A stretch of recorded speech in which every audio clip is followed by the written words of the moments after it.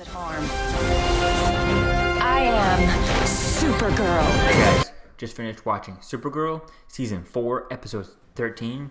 So what's funny about truth, justice, and the American way? This episode was really fun. It was really cool seeing Supergirl versus the Elite. I think that was really an interesting storyline. It's definitely going to be interesting to see as to where things go with that. And I would love to see, maybe later on in the future, a team up between the Elite and Lex Luthor, since it looks like it's going to be in the next episode based on the trailer and stuff. But we see Supergirl, and she ends up bringing Nia to the Fortress of Solitude, and that was just kind of interesting. But the Fortress of Solitude, there was just, every time they were in there was just way too many lens flares. Like, you'd have two characters in the Fortress of Solitude, like Supergirl talking to John or Nia and Brainy talking to each other. But every time they would look at one and would cut to the other and back and forth between the same conversation, right? There would be a freaking lens flare. And the lens flare would not just be there very subtle. It would be like going up the screen. And I was just like, oh my god, what a stupid idea. I get the whole idea that, they're in the Fortress of Solitude. It's all made of crystals. The sun's reflecting off of it. Yes, cool. But when it's just two characters moving like that, the sun is staying in one position. It's not moving around, It's not like time is moving super fast and the sun is moving around, causing different, lens flares throughout the time. So it was kind of just silly. And I get how they're trying to do that. Lens flares do definitely need to happen in the Fortress of Solitude because it's all made out of crystals and stuff. And otherwise it would look kind of, I guess the lens flares kind of hide a lot of the plasticness that the Fortress of Solitude must actually look like when it's on set and stuff. So I think that's something they need to do, but they just don't need to do it back and forth. And I remember them doing it in Smallville, but I don't remember there being nearly as much lens flares as this. It was just kind of annoying, and it kind of took me out of the episode and kind of bothered me sometimes, where I was like missing things because the lens flares distracted me from the conversation that the characters are having. So yeah, the lens flares in this were just kind of retarded and kind of stupid to do, and it was just kind of silly in this episode. So yeah, that was kind of really silly. And then we have in this episode we have the Elite and stuff. Manchester Black breaks out of prison and stuff. That was really cool. And you have the hat and stuff, taking different things out of his hat, and that was really cool. It was really cool seeing this thing, except for when they're escaping, just him and the hat. He pulls out a sword, hands it to Manchester Black. He fights like 10 guys, and he stabs like one of them. Most of them, he just kind of hits them. He chops he hits their baton, and that goes nowhere.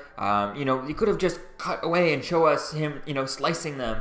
He cutting a hand off, or little things. It's just kind of silly that he fights 10 guys with a sword and he ends up punching and kicking most of them. It's like, why did you give him that? Why not pull out, a steel bat, or like, a baseball bat with, a steel baseball bat, something like that, so he could do some damage, more of a blunt object, or a mace, or, a sword. Is just kind of silly because, it was a cool idea. I like the idea of a sword, but it's just, he didn't do anything. He stabbed one guy, and he doesn't even cut anyone else. It's like kind of annoying. It's like, why have a sword then if you're not going to do anything, with it and never actually hurt anyone? So I think that was just kind of, it was just kind of silly, that whole fight scene, how he only stabs like one. There would be like Wolverine going into a hallway fight and only stabbing one or two of them. And they could do it on a PG budget, Look at X-Men 2. Wolverine goes complete berserker, just stabbing a bunch of guys in the hallway scene in X-Men 2.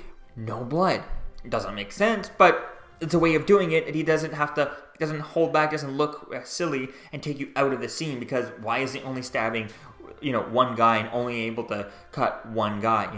It would have been way cooler to see him, especially since the hat guy pulled the sword out, assuming it's some sort of magic sword too. Could be really sharp, or an amazing sword, right? It would be kind of magically sharp, right? So I would imagine he'd be like chopped through those batons that the guards had, at least looking like it. Now, if they had actual those collapsible metal batons you can just buy anywhere, that these security guards would definitely have in a prison where they're holding super criminals like Manchester Black. So they need to, they'd have like super duper sticks. And that would have been really interesting, is seeing him going up against them and then doing things like that, you know? Maybe he slices them and they have like full riot gear on and it goes through. It cuts most of their body armor, but little, like a little nicks on them, so it wouldn't be very bloody, right? That would be really interesting. That would have been really cool. It just kind of took me out of the scene for when he's fighting all these guys and he only stabs like one of them. The rest of them he just kind of punches. It's like, just give him a baseball bat then, you know? Why? Or give him one of those batons. Someone attacks him with a metal baton and, you know, he takes that baton, goes after them, you know? That would have made the scene a lot better. So we see Manchester Black ends up forming the Elite and he escapes prison, so that was really cool seeing that.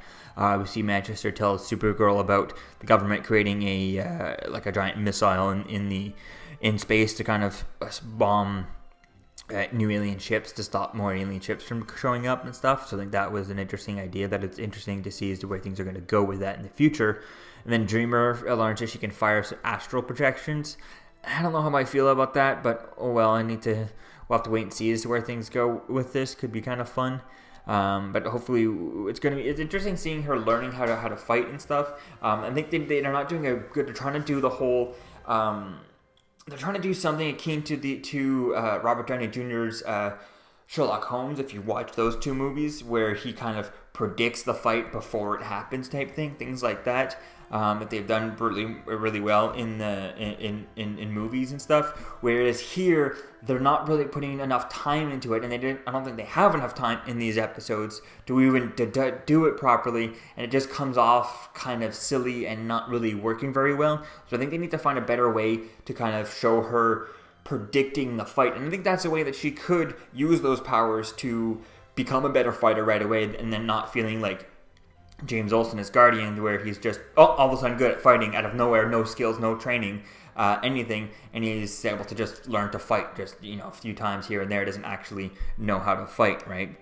So I think that's an interesting idea. They're trying to speed up her training so that she can, you know, become good at fighting. And I think that could, with her powers, it could work in a way, but they need to do a better way of doing it, because they need to show us a little bit more of her kind of predicting and seeing how things are going to go and predicting the whole fight, knowing exactly what the person's about to do before the whole thing. You know, she sees a threat coming with the, you know, with a punch or with a knife, and then she immediately kind of has a quick dream of everything, how it's going to happen, what his exact moves are going to do, and then learning to kind of predict those moves and knowing exactly what to do before it. And here they're just kind of not showing us her. I mean, they don't have time to kind of slow down time and take this quick fight scene and drag it into, you know, that's supposed to be, you know, a minute long or 30 seconds on screen, not even a 10-second fight scene, and turn that into, you know, 2 minutes. You know, they don't have time to drag that out that they would do in a movie, but they need to find a better way to kind of convey that idea. So that could be interesting. We see Supergirl ends up wearing the protective suit that she wore a few episodes ago. I'm wondering if this is, you know, part of the stuff that Melissa Benoist wasn't on set to film, or they just threw that on her so she could fly out to space and stuff. And I don't know, it was kind of silly seeing her in there. I much prefer, to me, I'd rather a Superman and Supergirl who could just fly into space, not caring, you know, just able to kind of just take off and fly. You know, doesn't need to breathe, and doesn't need anything to help him in space, doesn't need anything to help him underwater, can breathe underwater completely fine, or just hold his breath for an infinite amount of time, you know, type thing. So I think that's the way I would like to see it, but they've already established here and all the way back in season 1 that, you know, she can't breathe in outer space. So I think that would have been something a little bit more interesting, and it would have been more impactful if she had gone out into outer space to stop the missile without the suit, you know. That would have been really interesting, is just to see her kind of, you know, see her go up out there, and then someone's like, and Alex is like, I have this suit here, but I guess she doesn't, you know, she didn't take it, there was no time, you know, it's almost as if she was looking at the spaceship as like, I can't go out there, I can't breathe in space, how am I going to stop this? And it's like, real Supergirl would just not, you know, Supergirl should just not think and just do. And they even mention this in the episode when Brainy says it to Nia Null, saying that sometimes you just leap before you think, you know, you just do it, right? That's the right thing to do, and that's something that Supergirl did not even do here. She waited a sec and then got the suit, then took off. She should have just taken off without the suit, risked her life, and do it, and then, you know, come crashing down. She breaks the ship, and the explosion kind of launches her back down.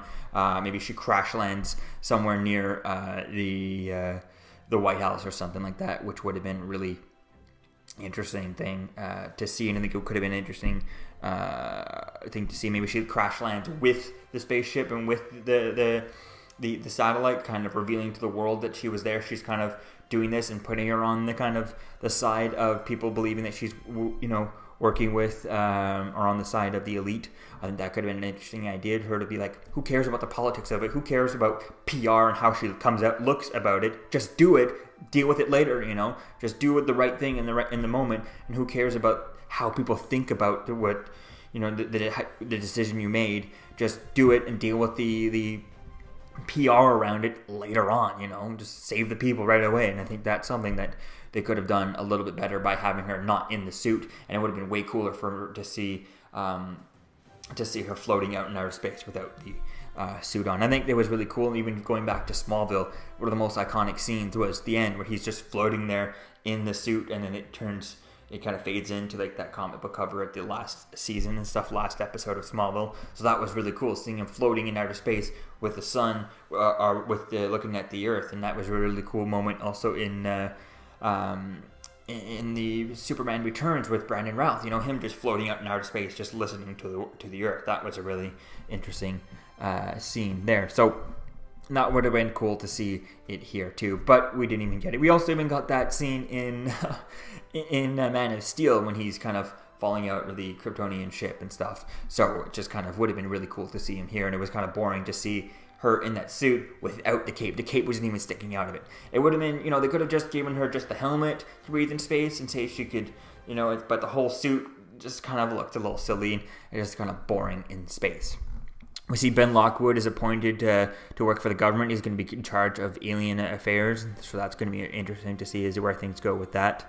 And then the trailers for the next episode show Superman and Lex Luthor. That I'm really excited to see as to how Lex Luthor is done. He's going to be really interesting to see. And it's interesting having Superman involved with that, especially since last we saw him was back during the crossover, at the end of the crossover, when he said that him and Supergirl, him and Lois Lane are having a child and stuff, and they went off to Argo City so she could properly have the child without, you know, without the effects of a solar sun pretty much killing Lois Lane. So I think that was really interesting, which I think begs the question, if she's pregnant, how did she get pregnant without him pretty much killing her? Via, you know, the whole idea, like that scene in Hancock when he's hooking up with a girl and then ends up blowing a hole in his roof of his trailer and stuff. So like, that would have been something that I guess they're never going to talk about here, but it would be an interesting question to ask, is how does Superman able to conceive without killing Lois Lane?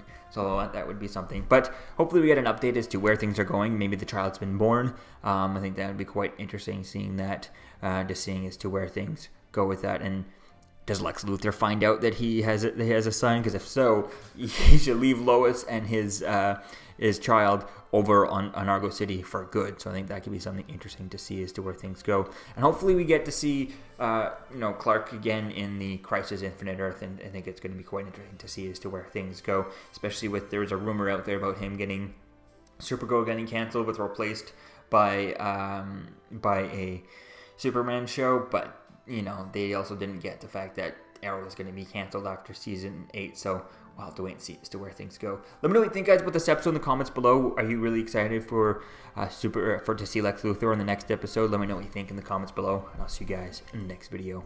Peace out. I'm Captain America, here to talk to you about one of the most valuable traits a soldier or student can have. Subscribing. Sometimes subscribing is the key to victory. Sometimes it leads to very little, and it seems like it's not worth it. And you wonder why you waited so long for something so disappointing. How many more of these? You're still here. Don't forget to like, comment, and subscribe, guys. Peace. It's over.